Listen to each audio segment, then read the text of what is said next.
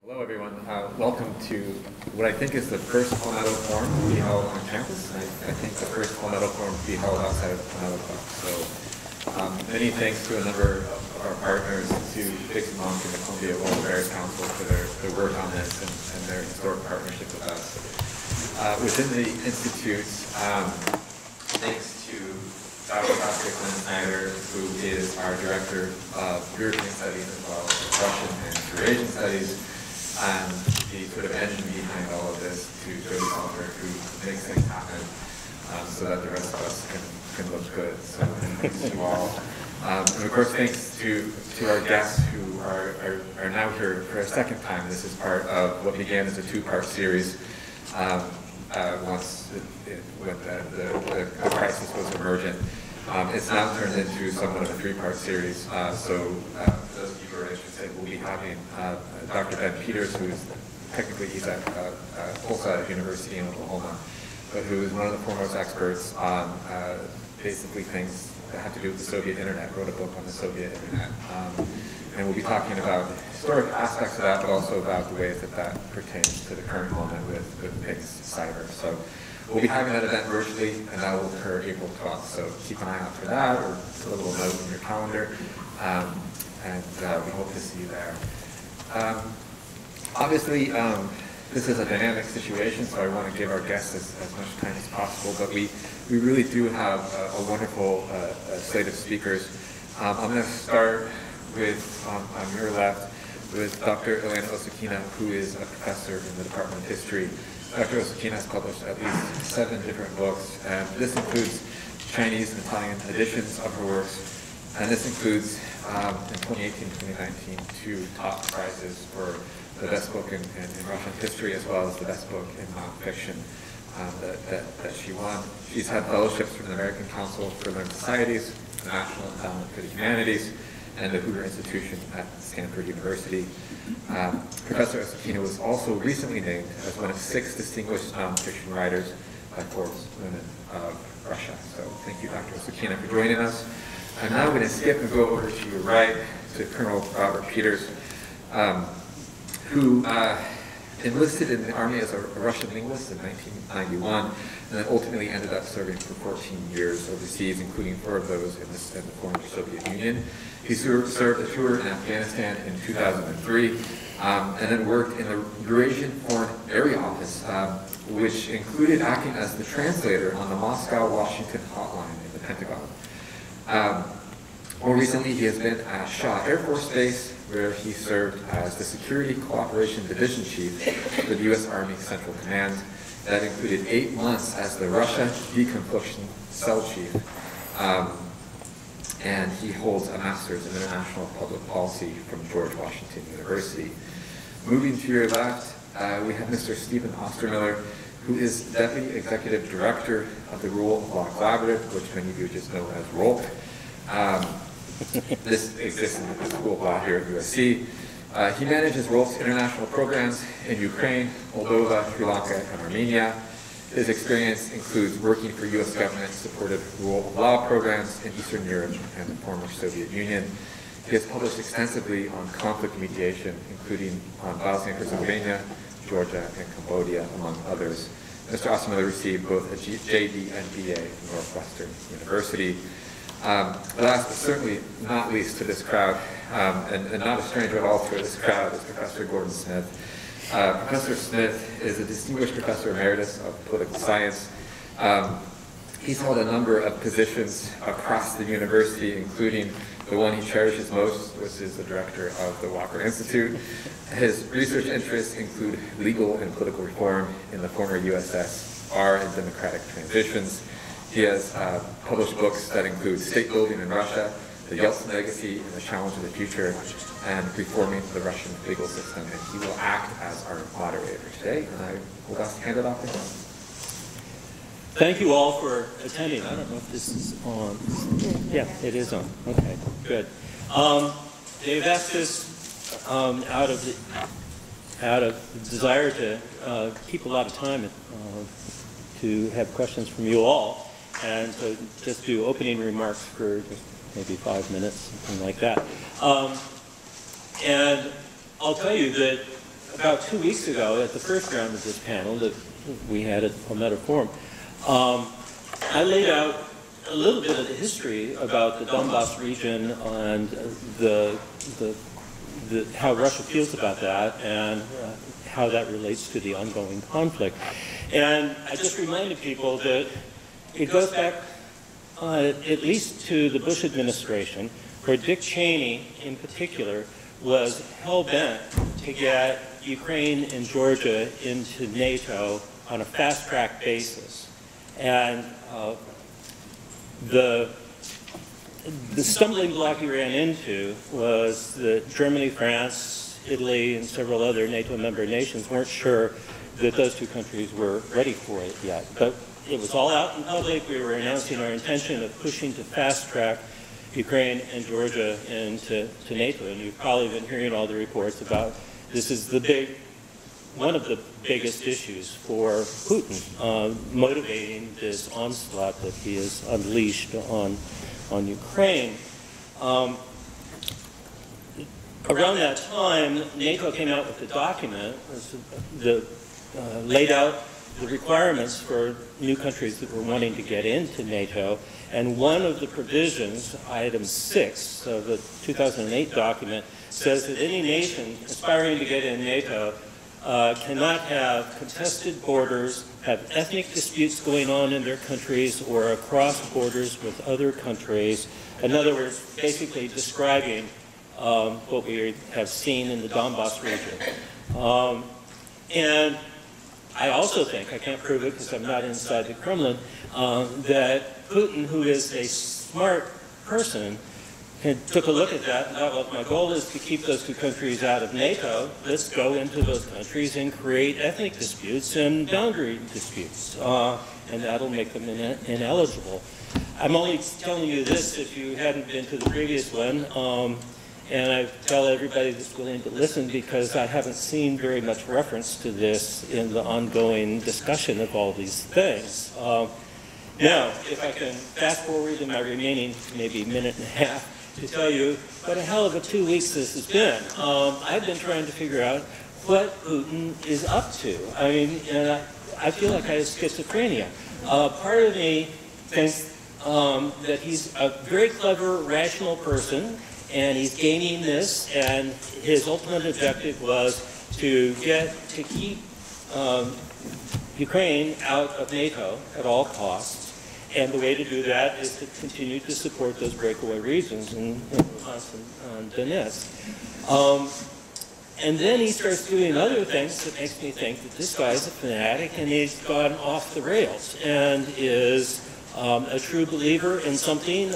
We know he has very conservative religious beliefs. He has his confessor in the Russian Orthodox Church that is just across the street from the Kremlin, from the KGB headquarters, is his confessor and advisor on a lot of issues. And Father Tikhonov would just love, or Tikhon would just love to smash the Ukrainian Orthodox Church that is separated from the Russian Orthodox Church. And there are all sorts of angles to this.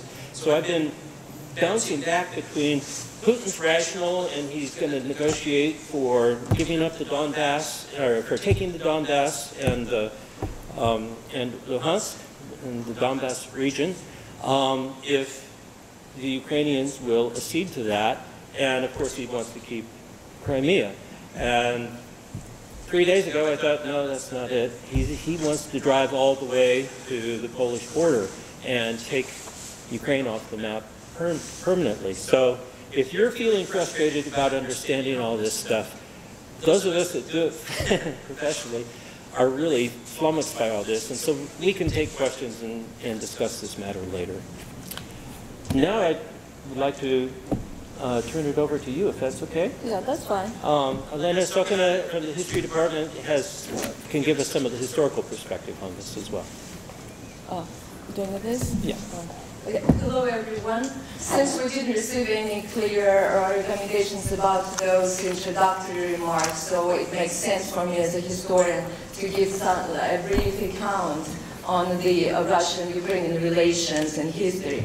So first of all, the Ukrainians and the Russians belong to the same group, the East Slavs, together with the third nation, the Belarusians. Back in the 9th century, they had a common state together, named the Kievan state. Kievan because the capital of the state was Kiev on the Dnieper River. This state disintegrated. Whose state it was, it's a big question. For the Russians claim it as their state, the Ukrainians claim it as their state. From the strictly academic point of view, that was neither. Because at that time, in the 9th century, the East Slavs did not divide yet into three branches, the Ukrainians, the Russians, and the Belarusians. It happened later during the period of the so-called appanage, disintegration and isolation. So I would say that from the scholarly point of view, the Kievan state was the East Slavic state, where all three branches of the East Slavs existed together. So this state disintegrated in the 12th century into numerous independent principalities. Among those principalities was the Kievan Principality and the Muscovite Principality, so there were dozens of others. So during the period of integration and gathering of lands, the Russian lands were gathered by the Muscovite Principality. And by the 16th century, the state called Moscovia, or the Muscovite state, emerged. That was the time of Ivan the Terrible, just to connect it with the historical figure. The ethnic Ukrainian lands, they went to Poland and to the Great Lithuanian state, and these two states formed the Polish-Lithuanian Commonwealth. So for several centuries, the ethnic Ukrainian lands developed outside of Russia. They were within Poland. So in the 17th century, when the Romanov dynasty began to rule Russia, as a result of a long war with Poland, the Russian Tsar Alexei Mikhailovich Romanov acquired the eastern part of Ukraine. This is the left bank of the Dnieper River, together with Kiev. Kiev is on the right bank, but according to this agreement, it went to Russia. So the western part of Ukraine remained within Poland and was acquired by the Russian Empress Catherine the Great, who was, as we know, a German princess who became a great Russian empress. So she fought, or her soldiers, her army fought, two wars with the Ottoman Empire, with Turkey, and as a result of these wars, Catherine first acquired Crimea, which was before that independent, and actually it was under protectorate of the Ottoman Empire, and it was called at that time the Crimean Khanate, a remnant of the big Mongolian Empire. So as a result of three partitions of Poland at the end of the 18th century, and those partitions were done by Russia, Prussia, and Austria, the Russian Empire acquired the western part of Ukraine. And this is how the whole ethnic Ukrainian territories became a part of the Russian Empire by the end of the 18th century. Within the Russian Empire, Ukraine didn't exist as autonomy. It was divided into provinces, and they were governed by the general governors appointed from Moscow. So as an independent state, Ukraine emerged as a result of the Russian Revolution of 1917 that led to the collapse of the Russian Empire.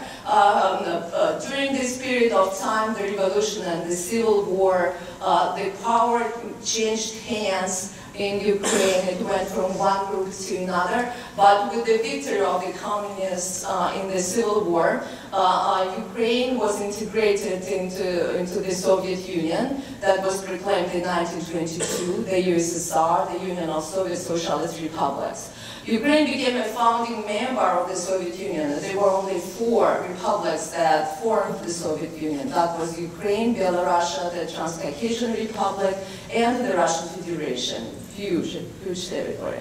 So within the Soviet Union, Ukraine was a Soviet Socialist Republic that had its own government, although under the control, of course, and order of of the Central Powers in Moscow. You of course know that there were 15 republics within the Soviet Union. When the Soviet Union collapsed in 1991 in December, all 15 republics became independent.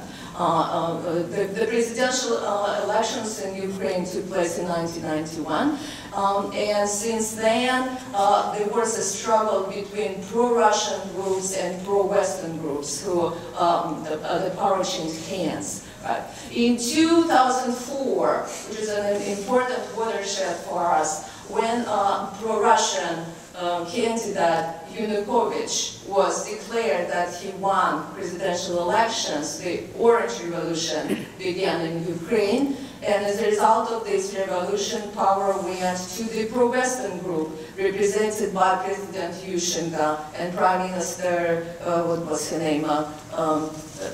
Timoshenko, right, Timoshenko. So, however, Yanukovych, that pro-Russian orientation, returned. First, he became prime minister, and in 2007, he was elected president. And during this period of time, from 2007 to 2014, Ukraine was oriented towards Russia for the closer relations with Russia as far as the Ukrainian government is concerned, although there were protests within Ukraine against this pro-Russian orientation.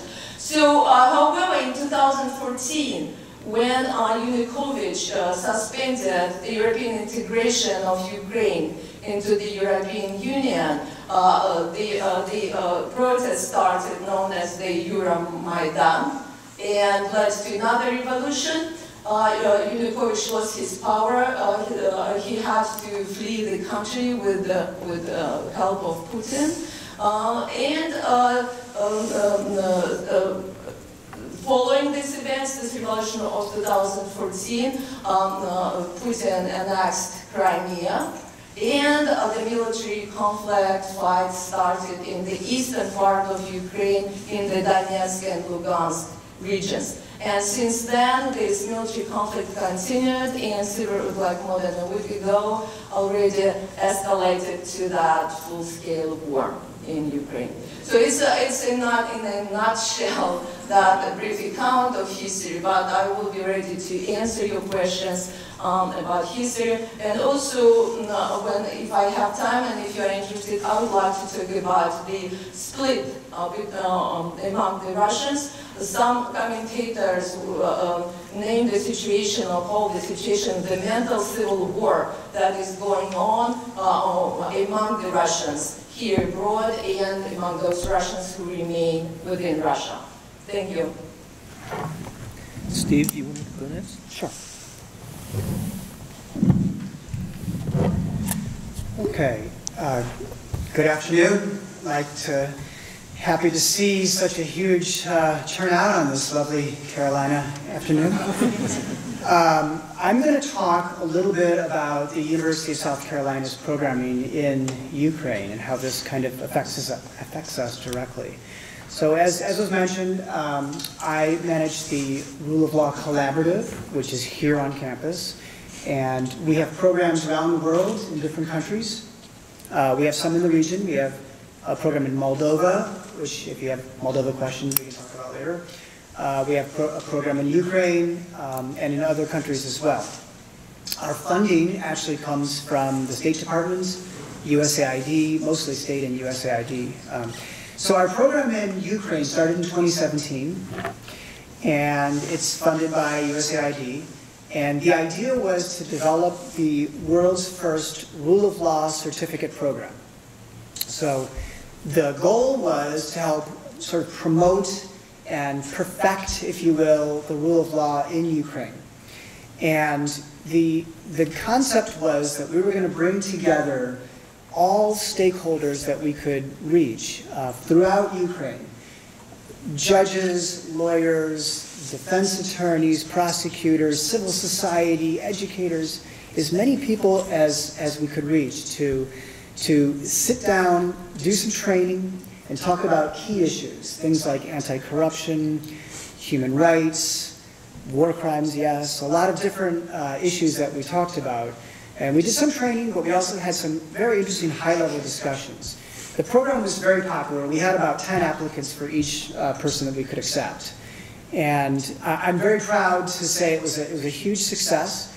We co-developed and co-trained with the Kharkiv-based Yaroslav Mudry National Law School there. And they were great, and it wasn't just us telling them. I mean, we really worked together on this. The best part of the program actually wasn't just that we trained a bunch of people or we talked about a bunch of things. It was something called our capstone project.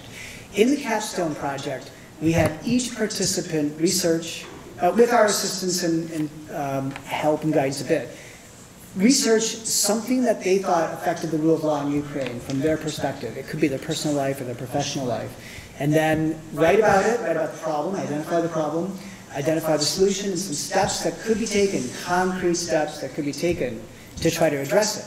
And so we have collected over 100, a few hundred, unbelievably interesting, insightful, locally sourced ideas about how to fix some of the problems in Ukraine. Sadly, we haven't been able to get to that part two because of what's happened. I'm going to tell you a couple of quick stories. One, I had a great conversation with a judge who was a judge in the Donetsk Oblast Court, which was in the Donbass region, part of the breakaway that was mentioned. Her courthouse was bombed, and so she fled, and they were able to sort of reconstitute the judicial proceedings outside of Kharkiv, still in the east, but in Ukrainian-controlled territory. And it was really fascinating to see what it was like, that the Ukrainian government was still trying to promote justice and, yes, the rule of law, even in parts of the country that it didn't control, for people who might actually have been part of the secession movement. They were still adjudicating things, like pension rights, land rights, whatever they could do. The second interesting thing I came from my last trip was when my Kharkiv colleagues took me to the giant square. So Kharkiv claims the largest square in Europe, Central Square. And they showed me where the planes had actually landed in 2014 when the Donbass region erupted. They were bringing planes in, the Ukrainian government, landing on the Central Square there. They were unprepared, but Kharkiv was actually one of the hot spots. There were demonstrations for several months. There were some government buildings that had been occupied. There was a poll done in 2014 that showed that somewhere between 35 and 40% of the Kharkiv Oblast supported some kind of secession. It was a Russian-speaking region a few miles from the border. And the Ukrainian government survived there. It didn't work out as well in Donetsk or Luhansk.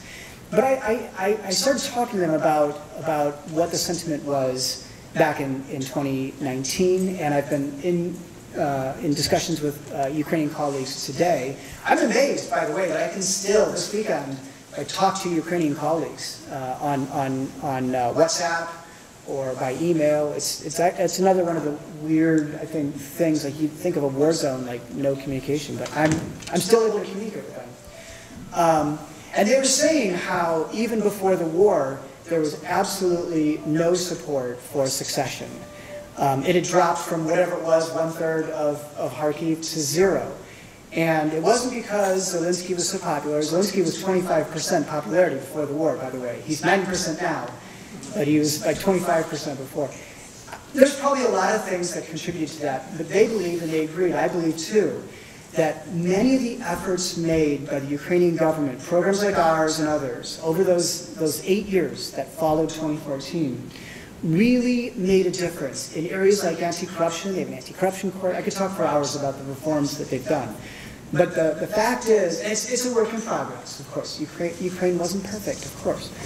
But the fact is that I believe that there was a change in sentiment, that it was a place worth defending, that people actually changed from wanting secession to being neutral to actually sitting in their homes, defending with their lives their home city and their homeland.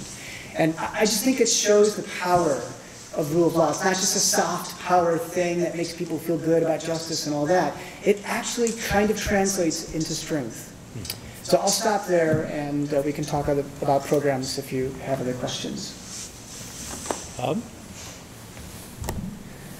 Yeah, thanks, and thanks for everyone coming out, and to my fellow panelists, especially enjoyed the history recap.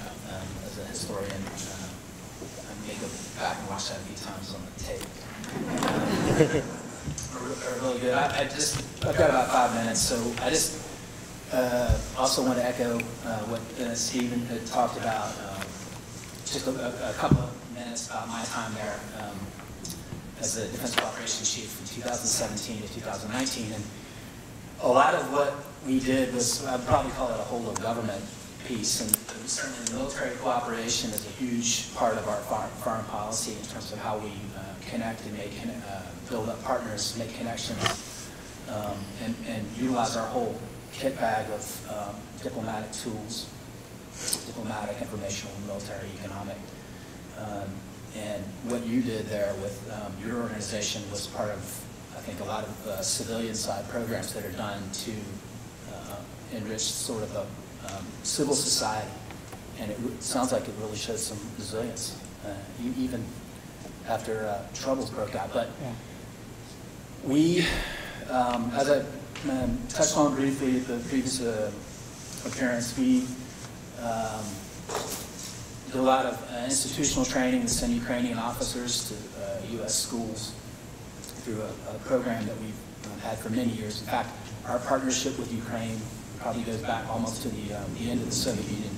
So we have probably about a 30-year history of working with them. So it's a long partnership. It's not something that happened.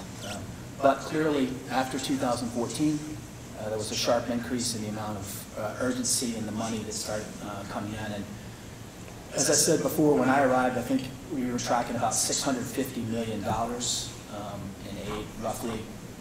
Not a hard quote. So, but by the time I left, we'd given them about almost $1 billion more in 2 years. So, and that's the equipment that we're providing them, including the first Javelin ship. And I can't claim full credit for that. There's a lot of people who put in a lot of work for those systems to come in. And so one thing to remember when you watch stuff in the news about systems, there are release clauses, there's technology, there are some certain systems that have to go through certain processes. And we always try and provide equipment to countries that we think will fit their best ability to use it and maintain it. And maintaining equipment is always the big challenge. Long term, you get a bright shiny object, and as soon as you roll it in, it starts to decay and stuff may start falling off of it. But a lot of time and effort goes into that. But having said that, I do know the power of the U.S. government, and if we decide to do something and put our full weight behind it, we can make a lot of things happen pretty quickly. But we engage them at the tactical level, training, equipping, operational level. So tactical level, think of on the ground. Operational level, for those that aren't military, more of a mid-level planning, comes from tactical operations. And then strategic level of statesmen, politicians, and general officers, and some of the thinkers that support them. And we were engaged with them on all three levels. And after I left, I know that effort continued, and I'm sure that effort is still continuing now. And I am still in touch with some people in country as well, which is really kind of weird, it's strange, but it's happening. And to look at the city that you lived in for 2 years and see familiar places and buildings getting blown up, it's pretty shocking to behold. But a couple weeks ago, I think we were a couple of days before they actually invaded, and I remember, I said, I'm not 100% sure he's going to invade, even though he has blood, he's got fuel depots and all these things. He said he may try and see how much he can squeeze out of the Ukrainians before he actually invades. I said, the Ukrainian military, it's not going to be the same Ukrainian military in 2014. And they've really proven that, and I think they're doing just a super job. And so I'm hoping that will continue. But that's just a little bit about my time there, and it was very brief. But I did want to offer one other thing for conversation, and it's something that I keep coming back to, this idea that we're in a strategic window. And I know I'm probably not the only one here who's thought about that. What do I mean by that? Well, there are times when you're kind of in a making 2 steps forward, 1 step back, that kind of thing. Events seem to be kind of stagnant. Right now we're in an open playing field with strategic implications. Meaning, how much do we do? When do we do? We can argue we should have done things before, and that's another whole debate. But we're in this window now, so what do we do? In other words, is this where we push back on the Russian bear? Because the Russian proverb is that they'll keep going like a bayonet through mush until they encounter something hard. Do sanctions work, or is it you have to do something else? And by that, does it become sort of a strategic setback for Russia? And then what does that mean? Does that then taint them in the eyes of the Chinese? Does it force them into the arms of the Chinese? What does that mean? It's an opportunity to isolate Russia and perhaps set them back. Or maybe you can even decouple them from China. Maybe China, with other diplomacy, can be pulled away from them. But I do think that, in my own opinion, they need to be disabused of the notion that they can recreate the Russian Empire, because that would involve striking NATO members. And I think the sooner we make that clear to Vladimir Putin, then he doesn't go down a road from which he then has to extricate himself later. We always talk about saving face. So that's one thing I think we need to do. And then that leads on and on to what to do about China and maybe Taiwan down the road. But I really do feel like we are in this window right now, and how we handle the next few weeks may very well have lasting implications for potentially the next 50 years. So I would just throw that out there for purposes of discussion. Thanks. Thank you. I think that we're going to move on to questions from you folks, and a lot will follow on all of the remarks that you've heard. Saskia has a microphone, so if anyone has a question, raise your hand and we'll get you the microphone.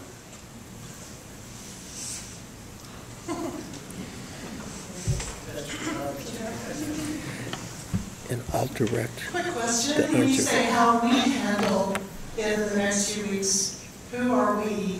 How big is we? Are it just the U.S. or NATO or everybody? Bob? Does that make sense? Yeah, I think so. Yeah, I think from my perspective, we is NATO with a U.S. leadership role, and obviously it'll take a lot of continued consultations. It's going to take a lot of energy, And for example, and this is just me, so don't, and I'm as me, the individual, but like, what about moving troops to be stationed in the Baltics? And perhaps not temporarily, but permanently. That would be one. Another might be, the MiG question, the MiG-29s, which again goes back to what I had mentioned, is those are systems that the Ukrainians can fly. So they should have the systems to maintain them and all of that. So, like if someone said, well, let's just give them F-16s, that's not going to work. That's a long program. It takes years to train on simulators and train pilots and all that stuff. But MiG-29s, that would be another one.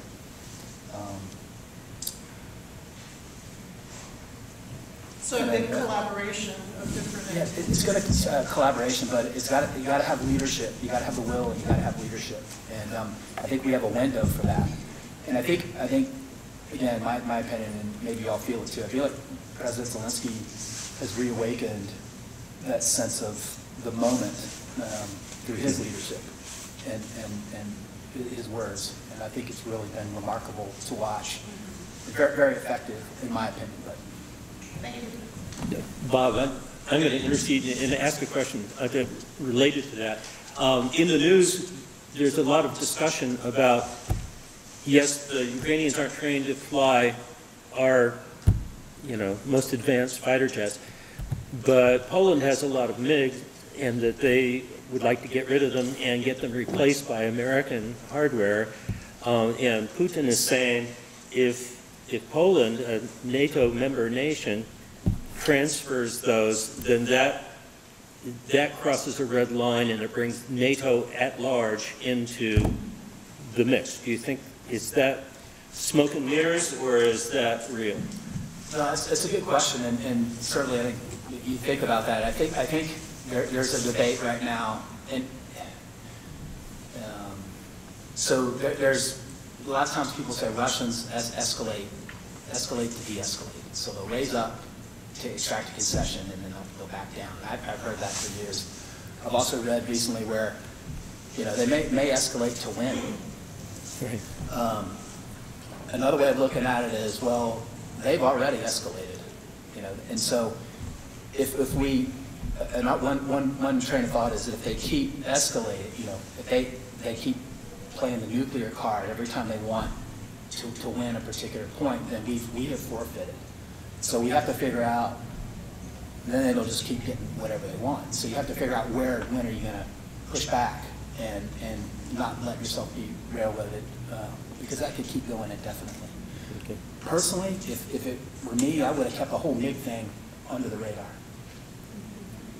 No pun intended. But I really, the fact that it's even out like it is now, to me, is not out there. Show your hand in poker.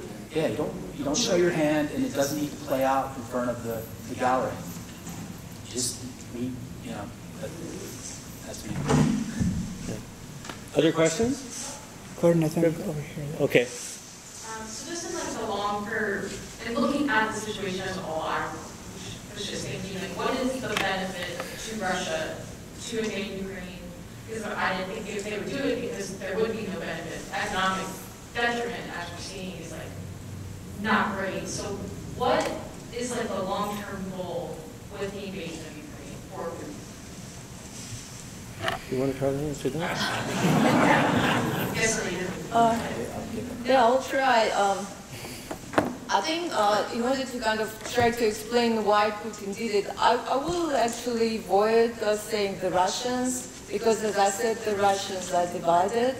And there are millions of Russians, even within Russia, who actually protest against this war, despite the repression within Russia.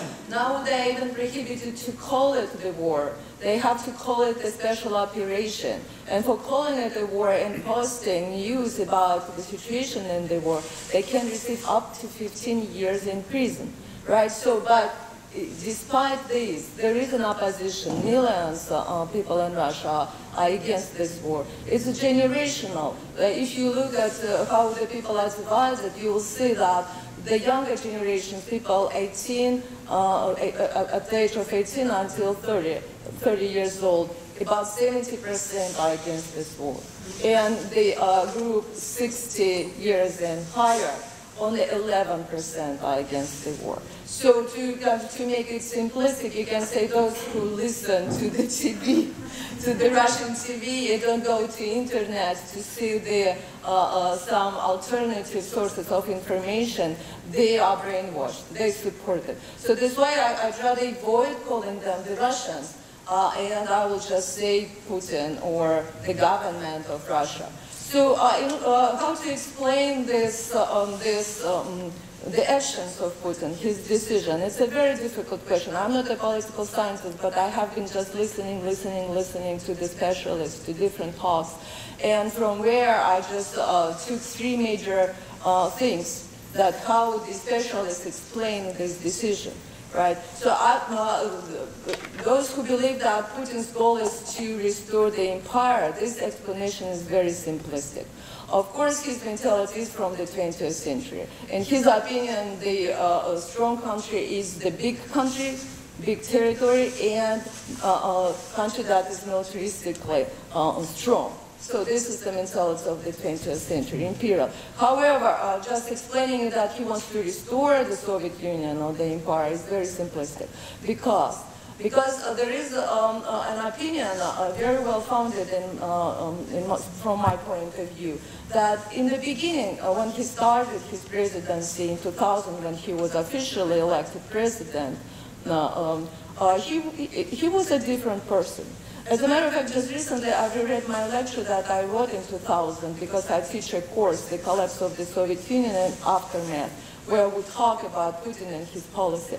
And the lecture that I wrote in 2000 presented a completely different political figure, right? So there was a certain transformation of his character, of his personality. Right? So one of the reasons, and he actually mentions it in his talk, that so to speak, he offered friendship to the West. He offered his friendship to NATO in the beginning, right? And he talked to the American president and actually discussed the possibility of Russia to become a member of NATO, and he was rejected. Another promise that NATO would not expand eastward, that the former republics of the Soviet Union would not become members of NATO, also was not kept, right? You know, Poland was not a republic of the Soviet Union. They became a member of NATO, Latvia, Lithuania, Estonia. The next were Georgia and Ukraine, right? So, but we see how the process had been developing already by this moment, right? If you look in the situation, you see a leader of the country that is rejected. And I do not support him, but I see some dilemma that he has, right? So he asks for this sort of for the certain promises to be kept, that are not kept. He offers, so to speak, his friendship to cooperate with NATO. He was rejected. Now he sees that escalation going on. NATO is approaching the borders, right? So it's a reaction of the person who is offended, right? Really, who is offended. And knowing his character and the certain mentality, you may see it, one of the reasons here. So once again, it's not my opinion. This is the opinion of the commentators who discuss the situation. There are also other explanations, like official explanations that are given by Russia, by Putin, that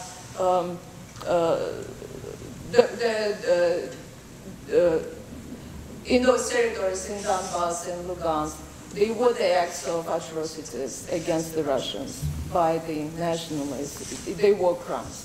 And they indeed took place. Although, of course, it does not justify one crime, doesn't justify another crime.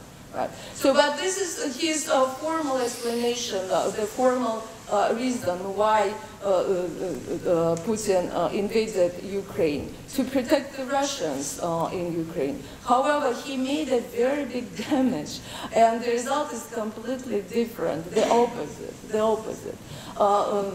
Even those within Ukraine who were pro-Russian, and I know such people who were not happy with the Ukrainian government before and wanted an integration with Russia, now they are against Russia. They support Ukraine. What we see, as a matter of fact, we are living during a very dramatic historical period. We witness the birth of the new European nation in Ukraine. When the Ukrainians are united, this is why the support of Zelensky is so high, more than 90%. So whatever Putin's goal was, he didn't achieve it. In my opinion, Ukraine has already won. They are united. They are united around this European idea. In my opinion, Russia already lost because Russia is divided. The Russians are divided. And while we see the integration of the Ukrainian nation, the birth of the new European nation, we see how the Russian group is dividing, is splitting. That technically there is like that mental civil war that is going on right now. what was his goals? I would say I would name three. Officially, to protect the Russians within Ukraine against atrocities and discrimination.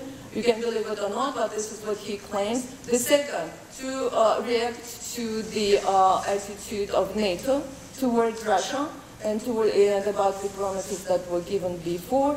And the third, his own understanding of history. Putin, in my classes when we discuss him, he loves history. He reads a lot about history. And his vision of the world, he has a certain vision of the world. In his presentation of the situation, the Russians and the Ukrainians are the same people. For him, they're the same people. In addition to it, he believes that the Ukrainians benefited a lot from Russia. One of the facts is the ethnic Ukrainian territories, proper Ukraine, like ethnic territory, is much smaller than Ukraine is now, the borders of Ukraine. Ukraine is the second by its territory in Europe after Russia. So it's a big territory, but it included the parts that Ukraine received during the Soviet period. Like it received Crimea, it received the Donetsk, Lugansk regions that they are mostly ethnically Russian, right? All the major cities in Ukraine, like Kharkov, Donetsk, they were founded by the Russian emperors and empresses in the 18th century, right? So in Putin's understanding of history, his vision of the world is such that Ukraine cannot be against Russia because these are the same people. And Ukraine benefited a lot from Russian history, being a part of the Soviet Union. It received Crimea from Khrushchev. Crimea was a part of the Russian Federation until the 1950s. Khrushchev gave Crimea to Ukraine, to the Republic of Ukraine, to celebrate the friendship, the union of the Ukrainians and the Russians from the 17th century, right? So this is his vision of the world. He might be accepted to be against Latvia or Lithuania because they are ethnically different people, but for him, the Ukrainians and the Russians are the same people. Right, and in his most recent speech, he presented the foundations of Ukraine in the contemporary borders, in the current borders, as a creation of the Soviet power. Right. So these three things that how he or his propagandists explain it.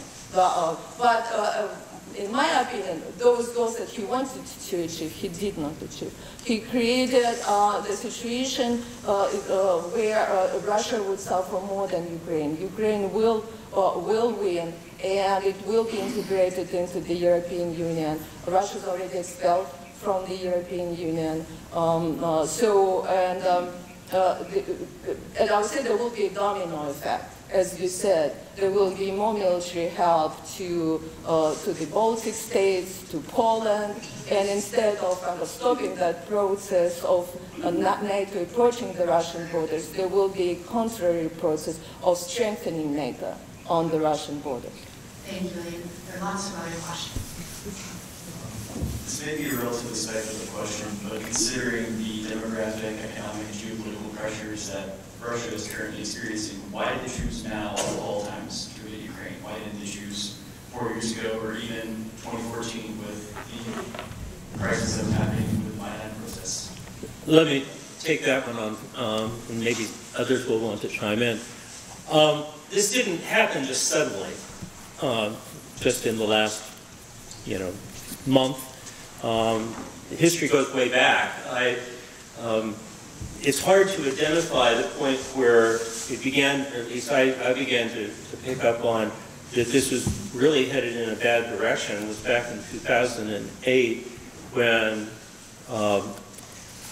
Putin, who had stepped down as president so that Medvedev could be president in name, but Putin was still calling him Tusk. He was in Beijing at the Olympic Games, the Summer Olympic Games, and flew back to orchestrate an invasion of Georgia, the Republic of Georgia. And again, I keep coming back to this, but I think his goal was to deny Georgian membership in NATO by going in and stirring up trouble. And it's been the same MO. His mode of operation has been the same in Ukraine, in that it was in Georgia. They send in Russian operatives, military people, personnel, but not in uniform, with no insignias, but green uniforms, send them into the region, stir up ethnic trouble, have false flag episodes that hurt ethnic Russians living in the area, thereby justifying an excuse by Putin to say the Georgians are mistreating ethnic Russians, or the people in Donetsk are mistreating Russians. I think it's BS. I think it is a smokescreen to justify this kind of action. These are the same people up in the Donetsk region that shot down the Malaysian airliner and killed 298 people. They were Russian military, some of them ex-military, one of them ex-FSB, the security apparatus, that shot that down. In Georgia and in other areas that they've played these kind of games, they will go in with boxes of passports, passing them out to any citizen there, saying, you would like to be a Russian citizen, wouldn't you? Here's a Russian passport. And now it becomes that the poor Russian citizens whose ink is still wet on their passport are being mistreated by the local population. There's a lot of skullduggery going on behind a lot of this, and I think that we need to be sensitive to that. And I keep coming back to, well, what's the motivation? And I think the motivation was that, you know, we aren't without fault. I think we overplayed our hand back in 2006 or so when we announced publicly to the world that we're going to try to fast-track Georgia and Ukraine into NATO. And I think that was a game changer for Putin. That's my worst nightmare. I don't want NATO on our borders. So, and he's capable of reading the NATO documents that say, if you've got an ethnic conflict in your region, you're not going to get into NATO. So let's go into those regions and create ethnic conflicts and border disputes and stuff to deny NATO membership to these. I wish that if we were going to encourage those countries to get into NATO, that we would have done it on the QT. I mean, somebody before said, we lament that some of this diplomacy is all being out there on, broadcast to the world, and it might have been handled more discreetly, I think. So, in the sermon, sorry. So, I wanted to ask about, when the Union broke up, and Ukraine became the third largest nuclear power, they gave up those nuclear weapons in exchange for security guarantees from the international community. And something that came up briefly in the Oslo Forum, Senator Graham and Congressman Wilson this week, and it's been talked about a little bit, but it hasn't gotten a whole lot of attention tonight. I'm curious if you think that those security guarantees are, how relevant are they in the current? Do you want to do that one? Well, it's my understanding that they're not, it doesn't say Ukraine is a sovereign country or anything like that. It simply says that the parties will all respect each other's security or territorial integrity. Yeah, territorial integrity, yeah. It's something somewhat vague, but it doesn't need to be explicit because at that time, Ukraine was a member of the UN, and Russia as a member of the UN and many other international agreements agrees to respect the territorial integrity and sovereignty of all these member nations and co-signatories. There didn't need to be a promise by Russia to not invade Ukraine to make that deal, but they did imply it in the deal. And just as an aside, there's not even a remotely good international law argument for what Russia's doing.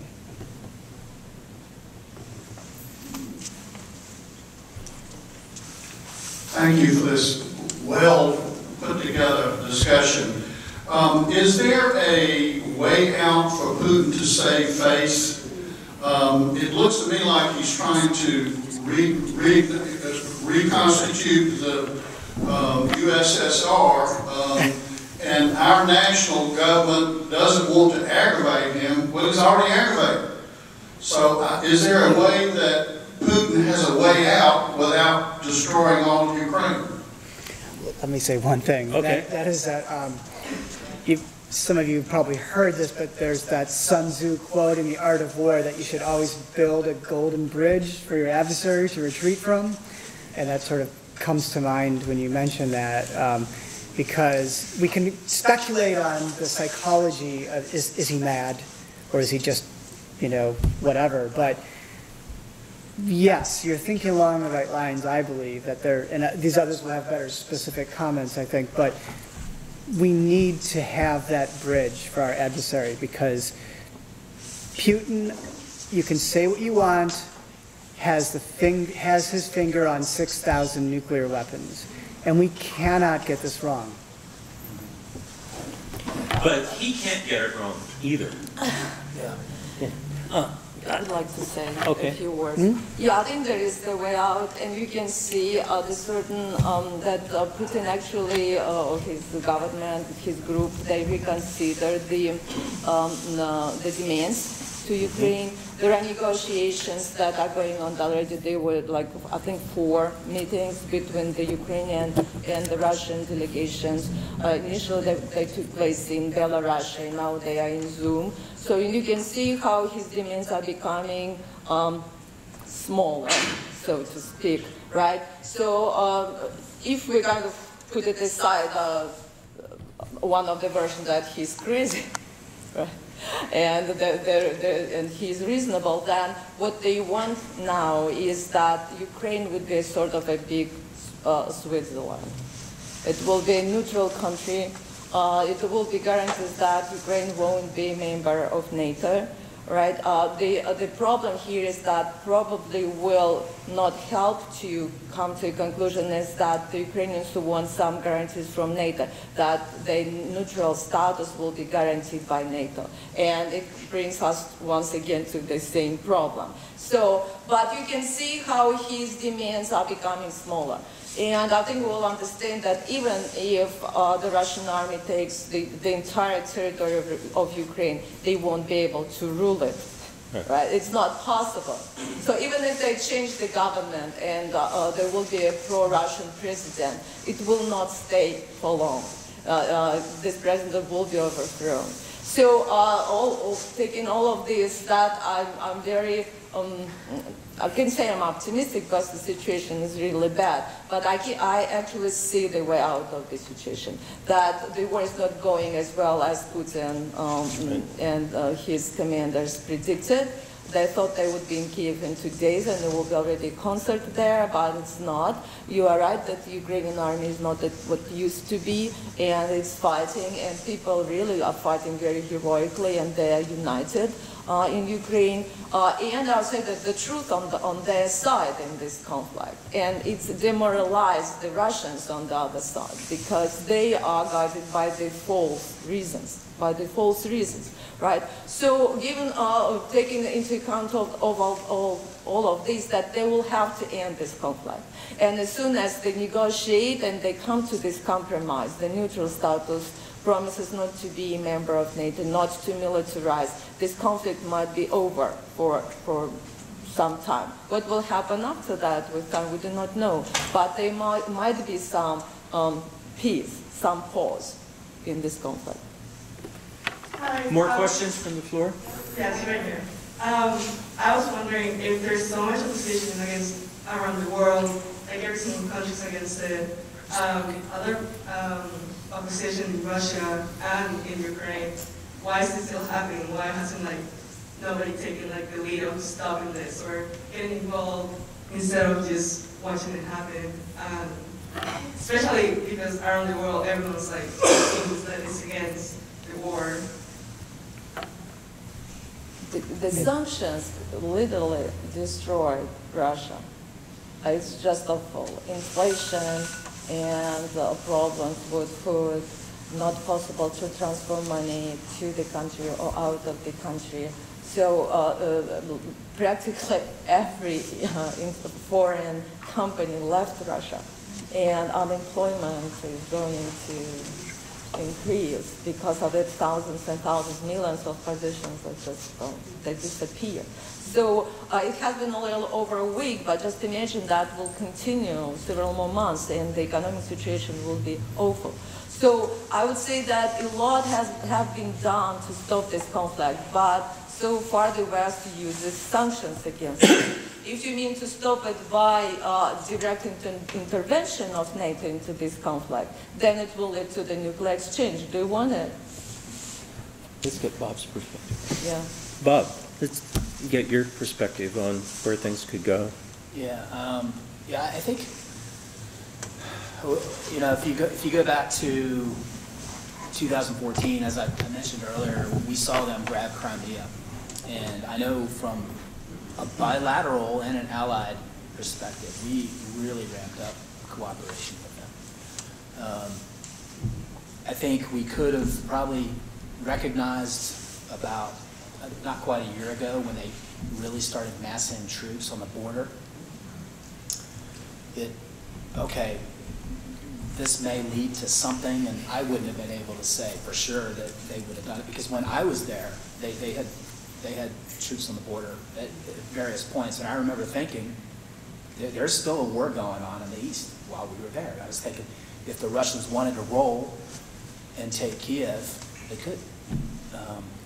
And so our goal was to say, hey, we need to turn ourselves into a porcupine or a hedgehog or whatever you want to call it, so that when the bear gets hungry, he doesn't necessarily want to eat you. And if he's really desperate and hungry and he eats you, he's going to maybe kill himself, you know, because it's going to tear him up on the inside. I think we made good progress to that. So I think there's some lessons to be learned from that. And that's what I mean when I'm talking about we're in a strategic window now. So what does that mean for down the road? What actions do we need to take now so that we're not postponing another return? Because you could look at this two ways. This is, I've heard some people say, this is a continuation of the Cold War, sort of I don't want to call it a revenge or a revanche or whatever, built up through the years. Georgia in 2008, actually starting with Moldova and Transnistria back in the initial breakup. Armenia, Azerbaijan, a little bit there. What we call frozen conflicts, which in many cases are not frozen. But so is this the end? Could this be a seal off and closing off of trying to reclaim lost visions of glory from the Cold War? Or is this an opening part of a potential World War III? And I'm not saying that to be hyperbolic, but to say, okay, how do we handle this in a very judicious and prudent manner to keep it contained? And maybe part of that is an escape hatch for Putin. Give him a little way out, because as he's isolated, you start to get more, I think you probably get more crazy, because you're surrounded by yes people, and you're living in your bunker, and you're so afraid of COVID that you got the person down here at the end of the table, and so on and so forth. So that's kind of where we are. And I think our leadership as the leader of the free world is key in keeping NATO focused, harnessing President Zelensky's energy, and hopefully, you know, getting the good advice that we need to make the right decisions to, if there's a prudent way to raise, to escalate, to push the bear back. There's got to be, in my opinion, there's got to be something that's done that he knows it's not, it's the end of that. You know, you can't, but that's where the off-ramp comes in. What do you offer him? And I'll just throw one really crazy idea out there, and then I'll jump out of the way. But here's one that I throw out there, and again, don't quote this as official policy, but it's just me thinking. So what if you said, all right, you say this is all about NATO. How about we offer NATO membership to Ukraine and Russia at the same time? And I mean, obviously there's more that goes into that and all that, but it removes, theoretically, Putin's argument for going in, and you might take the wind out of his sails and so on and so forth, but that's maybe some of the thinking that you could do. And if you succeed, then you pull them away from China. So it's there's just things that you can do that are out there. It seems like a more likely scenario, ongoing, is that Zelensky's pretty much agreed to the concept of not getting NATO membership, not aspiring to NATO membership. And that was purportedly one of the big reasons for Russia to go in. And then the other ones had to do with those two breakaway regions in Luhansk and Donetsk, which could easily be negotiated on. I'm really happy, encouraged, I guess, rather than happy, encouraged that the discussion's coming back around to that, rather than the discussion from 3 days ago that, or a week ago, that they're going to march all the way to the western border of Ukraine and Poland, and the Ukraine is going to be wiped off the map. And there was a time period there where it seemed like Putin was headed in that direction, or else it was a bluff, a head fake, to see what kind of reaction would, to scare us into backing down. More questions? Right here. Yeah. The 800-pound gorilla in the room that hasn't been explicitly addressed is the fact that Putin may indeed be an aggrieved Russian nationalist, but more important is the fact that he is the authoritarian dictator of the Russian state. And the question is, how much is that the problem? People say this is Putin's war, and Elena, who is an expert, among other things, on Stalin and Stalinist Russia, many people see Putin as the new Stalin. It appears that his position in Russia is absolutely, well, absolutely absolute. We talk about maybe we can get Putin to do this or to agree to that. Is there any possibility that this failure will dislodge him, that Putin will be gone, and what will follow? Yeah, I think you are exactly right. That this is the core of the problem. The person Putin has been at power for like more than 20 years, and we all know that what happens when the person stays at power. So this is why, this is exactly why it happened, right?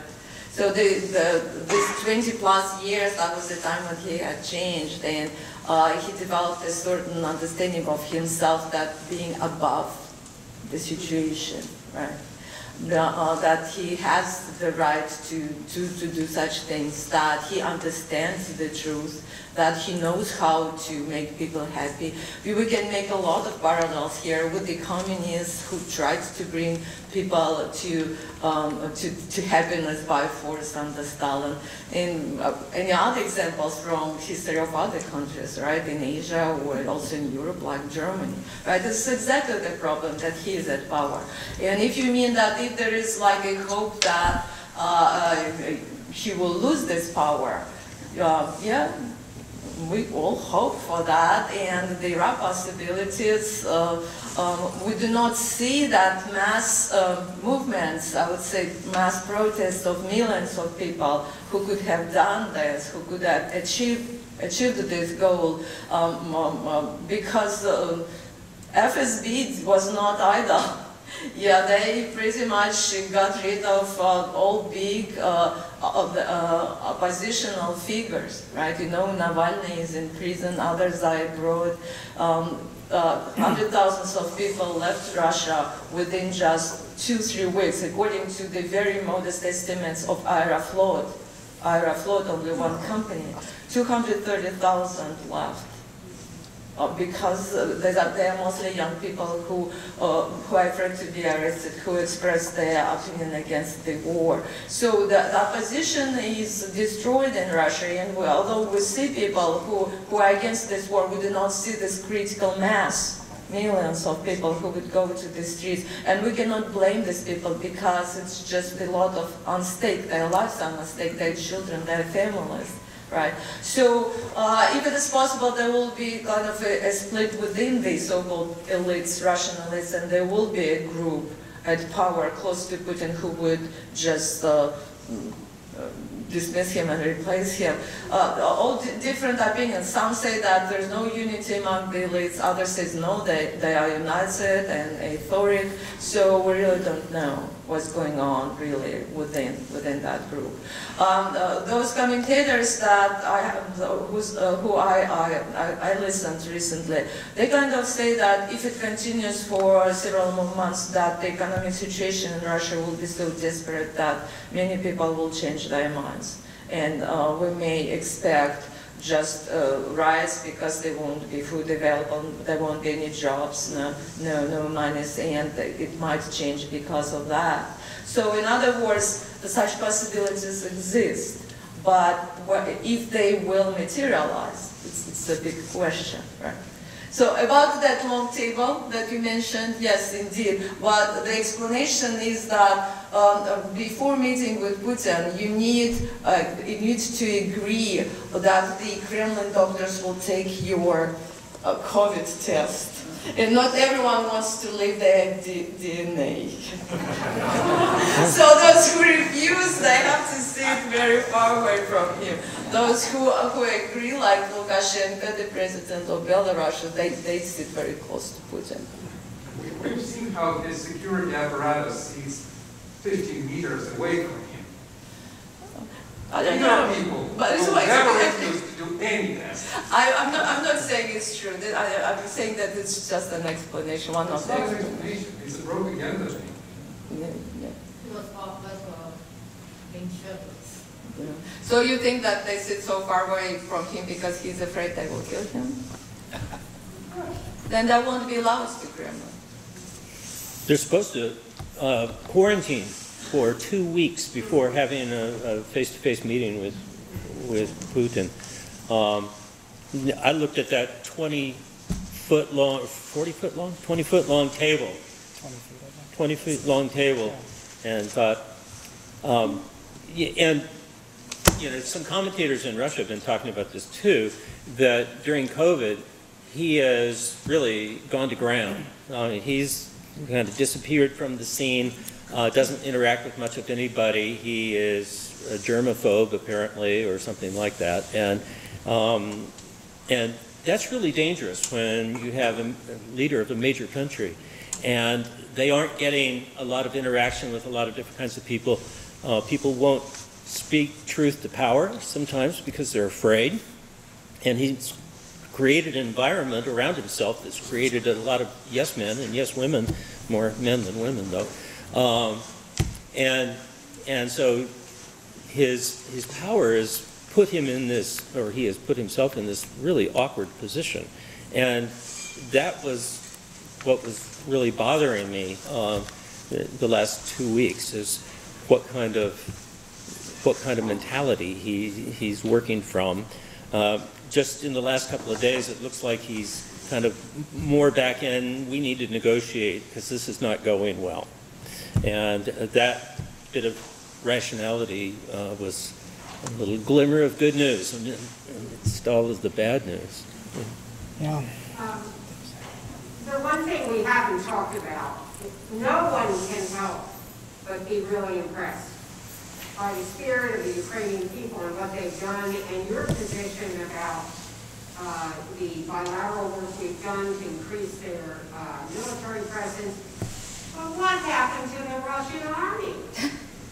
I mean, can you explain what this is supposedly one of the most militarized, operations in the world? Really, I'm not going to take anything away from what these people have done. But this is Russia. What happened? Wrong cause. People are not inspired.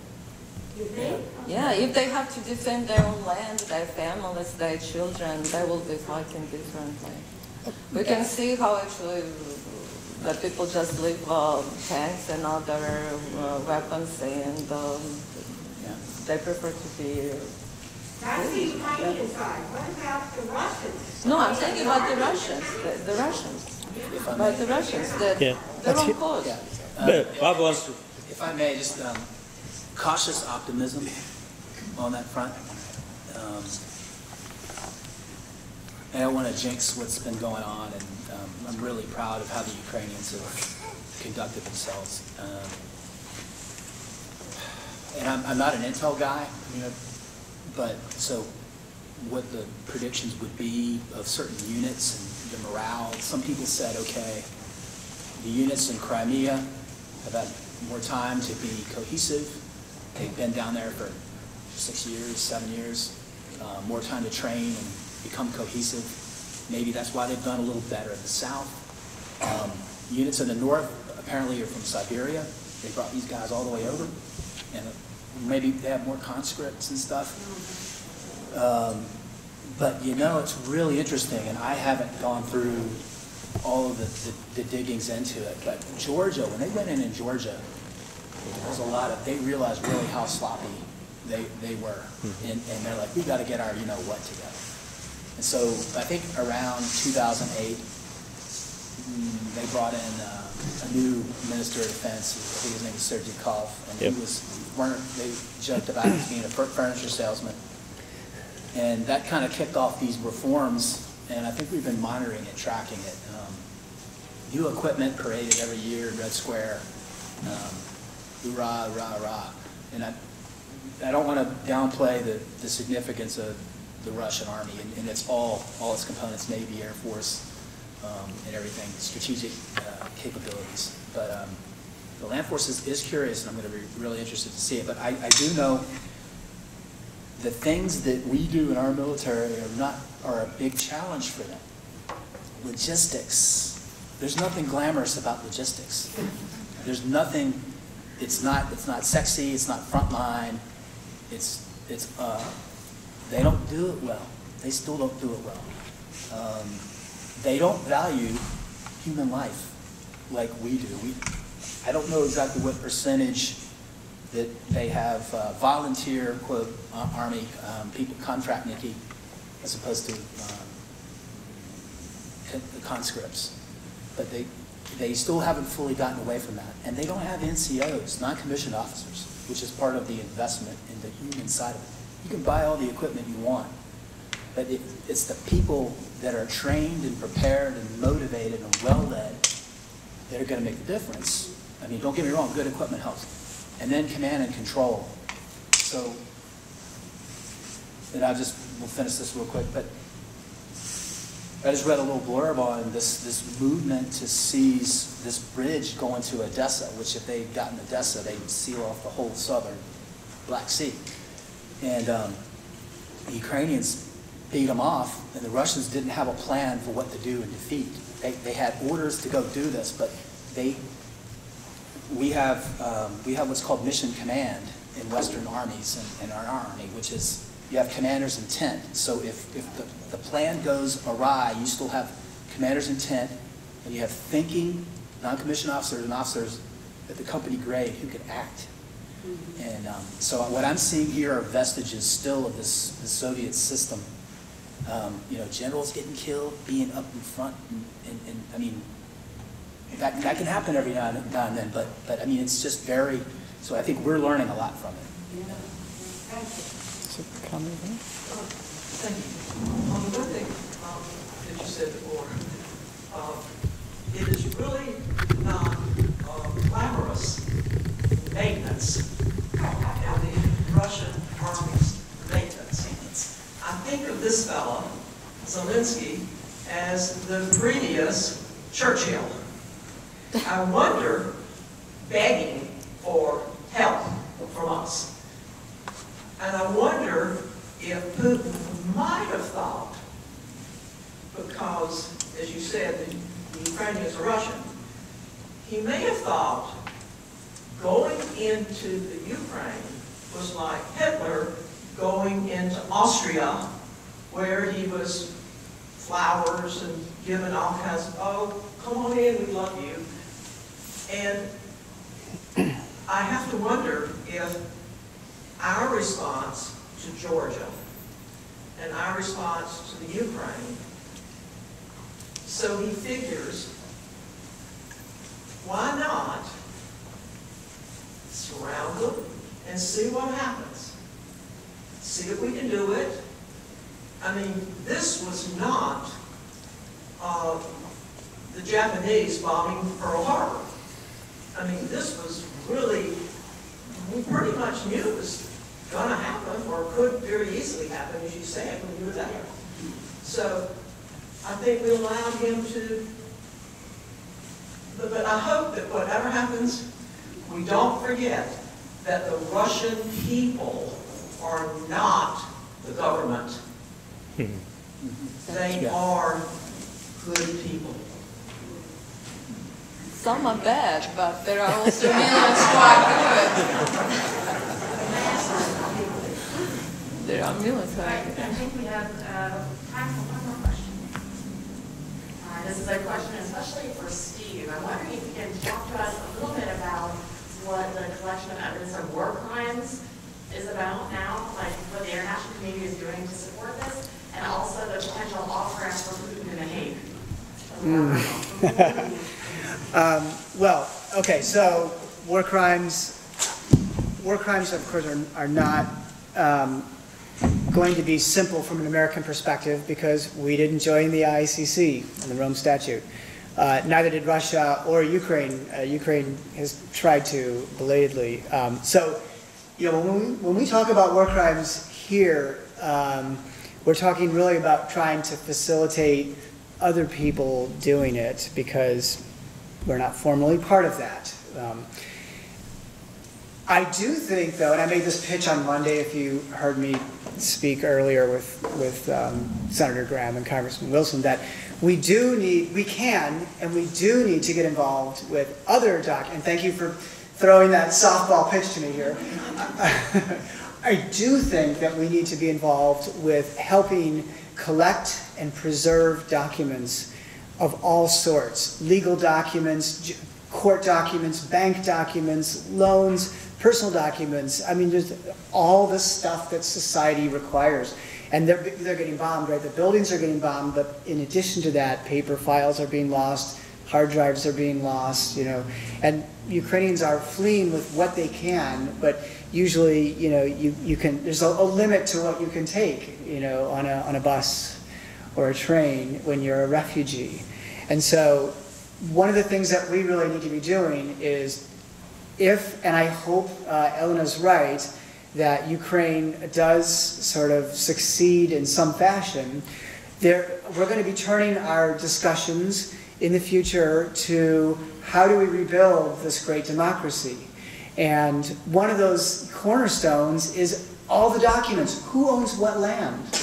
Where do you even begin the mind reels? And so I think that is something that we should be doing today. Like, it's a difficult thing, but it's a really important thing.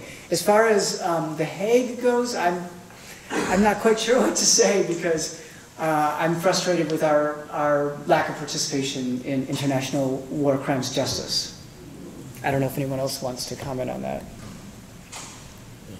I just want to say a few things. I don't know if you know about it, but like 2 days ago, there was something remarkable happened in Moscow.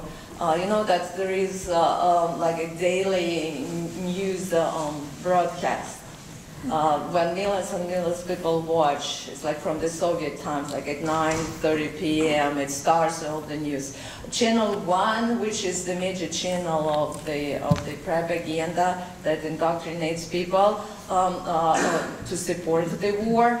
During the live broadcast, a young woman, a mother of 2 children, broke in the studio. And behind the person who was reading, another woman who was reading the news, she was standing behind her with a poster that says no war, and don't believe them, they lie to you here, the Russians against the war. That was the poster that she held, and everyone, it just was like a shock for a minute. They didn't know what to do, and she was screaming, no war, no war. She was arrested. I quickly switched to video to show some video, and she was arrested and disappeared for a day. 3 organizations who provide lawyers tried to find her and help her, and finally they found her. She paid like a fine for this as the administrative charges, but now everyone kind of is concerned, and they think if there will be criminal charges against her. So it's just, and she worked in that studio. She was an editor of that news program, a mother of 2 children. Just think about it, how heroic people behave despite the repressions and violence and all this punishment that they could get.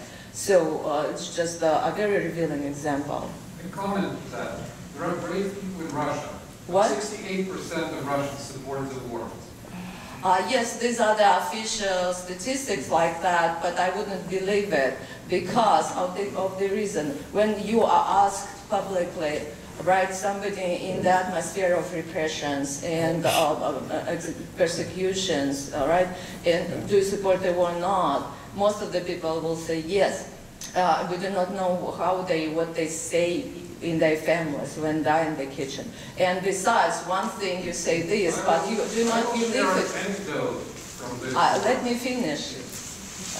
Right, so I would not believe the statistic. The statistics are not exact, but even you accept it, so 2/3 support this war, there is still 1/3, and there are millions and millions of people who are against it, and they express their anti-war sentiment being in Russia, which is kind of, you can pretty much multiply it by factor, right? A factor of fear and repressions, right? Also, as I said, this support or opposition is generational. If you look at the younger generation who will live in Russia, the generation, my generation, 60 plus, we are going to exit this stage pretty soon, much sooner. But the people from 18 years old up to 30 years old, 70% are against this war. And the future belongs to them. So I would not just say that 2/3 support Russia, because it's something that pretty much obscure the real situation, the real situation and division within the Russians. So I will share this anecdote, as I promised. On the 24th of February, friends of mine got a call from friends of them in Russia, the friends they had since college. Those friends told them, "How are you now, guys? Are you in a bomb shelter? We are celebrating the 2nd day, the day of the Russian army, the 23rd of February." That was the conversation. So there are anecdotes on one side, there are anecdotes on the other side. And it really remains a big question how much Putin expresses the will of the Russian people. You can talk to even many people here in the US, and they will tell you about legitimate interests of Russia. They will condemn the war, and they will still say that Russia has legitimate interests. And these interests include Ukraine. I think I have already answered your questions. There are Russians who support Putin, and there are millions who do not. And to your story, I can give you many other stories when people in Russia call their colleagues, including myself. I have friends and colleagues in Ukraine, and we are in correspondence. They give me information about how they survive it. We need to wrap up. I'm sorry, we need to wrap up. We're out of our time. You two can get together and put on the boxing gloves out in the atrium there. Thank you so much for attending.